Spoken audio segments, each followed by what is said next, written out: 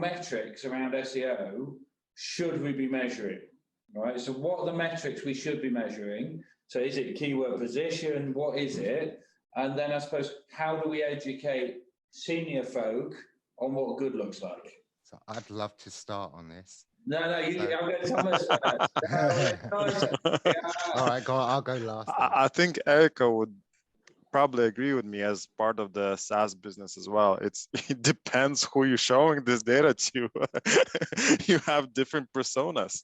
Like you're not gonna track the same things you're gonna show to SEO analyst that you'll show to SEO director, that you'll show to CMO.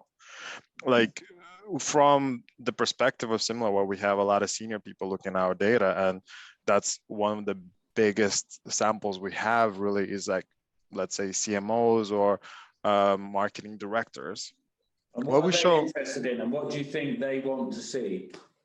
In general, what they want to see is growth in market share is one of the most important things. And performance of their marketing campaigns talk to them by, like, let's say in one of the biggest brands in consumer electronics, what they look at is their company release, right? Let's say a new smartphone. What they want to see, was it a success or not a success? So they want to see their smartphone brand compared to the other brand, how their release went compared to other brand release. Is the comparison in total traffic or share, but it's basically simplifying it to a very basic concept, is looking at business strategic performance. So it's your market share compared to your competitor's market share, how much they got in the increase and how much you got in increase. But it's very top level. Once you start talking about keywords, they fall asleep. I had presentations that I had a mix of people like a CMO and then SEO analyst. Once you finish talking about the first two slides, when you show them the industry trend, when you show them their market share, when you show them the main top of the level organic traffic, they don't care. Like you can see them on their phone right away. It's not interesting to them. Okay, so I'll come to you now, Shahid. You seem keen to tackle that one.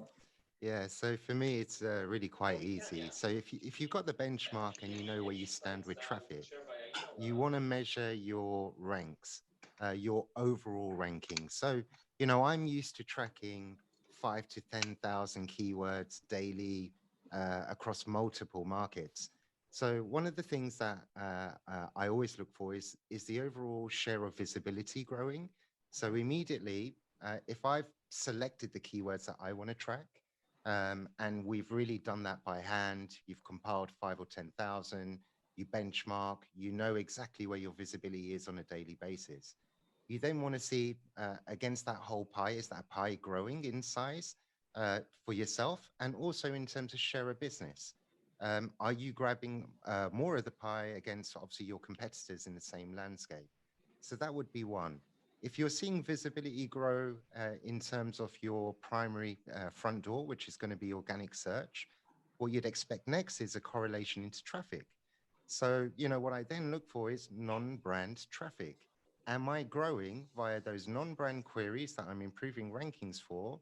And in the end, does that correlate into traffic? With the assumption that that traffic comes with conversion rate as well. So as long as I see that end visibility correlate into end traffic on the platform, pretty much black and white, that's what most people want to see in-house. The questions arise sometimes when you get growth. They often want more growth and more quickly, which often is not possible. I reiterate, it's not paid search. And then I think the second thing is when you're losing, when you're shrinking, identification and figuring out obviously where you're shrinking becomes super important. So coming back to the data sets, you know, breaking down what is it in non-brand, how do we compare year on year? What was our visibility last year versus where we are now, and has that decreased over time? Is that market forces that steering that, or is that something that's within our control? So yeah, quite a few different ways to measure, but primarily ranking and then traffic. Yeah. if those- Do you agree? Yeah, I do actually. I do agree. I think there's another level which you're going to often get asked questions around, particularly us as the agents team, is the impact on sales and revenue, and can we drive attributed non-brand revenue from that? And as well, as some people may or may not know, you can't get that kind of keyword breakdown within Google Analytics. So you've always got a bit of a grey area between your data in your keyword tracking and Google Search Console, which is where you understand query, clicks, and impressions, versus the overall impact on organic sales and revenue and analytics. And there's very, very rarely a direct, like we can very easily stitch all this together. So there is, and Shahid mentioned the word assumptions, there is an assumption in the middle of that in terms of saying, keywords have gone up, clicks have gone up, sessions have gone up, and therefore if revenue has gone up, we can definitely attribute that on the back of SEO. I suppose on the back of that, you've also got and I think in a lot of cases, particularly with some of your broad brush keywords on SEO, it becoming more of a first interaction channel. And now we're getting into a conversation around attribution, and we're pushing a little bit, which is probably another session in itself. Different conversation. SEO drives an entry on the 1st of the month, and then that person comes back and purchases on the 28th of the month. We should be giving credit to SEO channel being an entry point, but most people are going on a last non-direct click attribution model in analytics. It is the standard. It's what most people are using, rightly or wrongly.